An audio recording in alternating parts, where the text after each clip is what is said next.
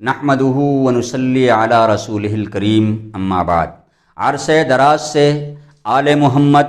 قوم محمد، امت محمد میں داخل و شامل قوموں اور قبیلوں کے بہت سے لوگ محمد صلی اللہ علیہ وسلم پر مخالفت اور گستاخی کے پتھر مار رہے ہیں۔ ان سب کو قیامت تک محمد صلی اللہ علیہ وسلم کی یہ دعا نصیب رہے گی کہ اللہم اہد قومی فإنہم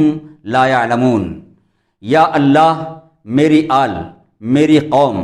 میری امت میں داخل و شامل تمام اقوام و قبائل کے تمام انسانوں کو صحیح سچے راستے پر چلنے کی توفیق دے۔ وہ میری مخالفت اس بنا پر اس وجہ سے کر رہے ہیں کہ وہ نہیں جانتے کہ میں ان کا مخلص رہنما اور ہمدرد مسیحا ہوں۔ واقعی امر حق یہ ہے کہ جس طرح سے عربوں نے محمد صلی اللہ علیہ وسلم کو ستایا، مارا، زخمی کیا، گھر سے بے گھر کیا، اور ان پر اور ان کے نام لیواؤں پر مسلسل جنگی حملے کیے، بہتوں کو قتل کیا، حتیٰ کہ محمد سمیت وفاداران محمد کا جینا حرام کر دیا، لیکن پھر محمد صلی اللہ علیہ وسلم کی مربیانہ محبتوں اور معلمانہ دعاؤں کے طفیل وہ سب محمد صلی اللہ علیہ وسلم کے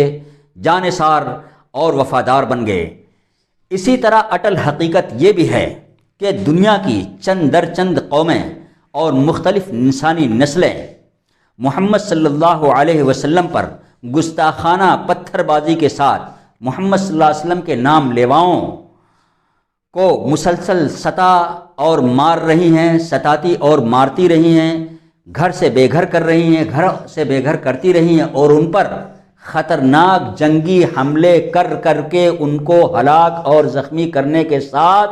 ان کا جینا حرام کر رکھا ہے۔ لیکن پھر بھی محمد صلی اللہ علیہ وسلم کے مربیانہ اسباق محبت اور معلمانہ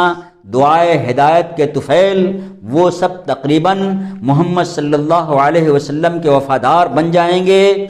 اور محمد صلی اللہ علیہ وسلم کے بتائے ہوئے صحیح سچے راستے پر چلنے کے لیے جان و مال کی قربانی دینے میں سب سے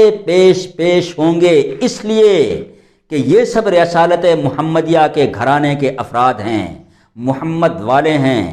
آل محمد ہیں، قوم محمد ہیں، امت محمد ہیں، محمد صلی اللہ علیہ وسلم کی دعائے رحمت اور ہدایت میں شامل و داخل ہیں، اور قیامت کی آمد تک محمد صلی اللہ علیہ وسلم کی دعائے ہدایت اور رحمت میں تمام انسانیت کا ہر فرد داخل و شامل رہے گا۔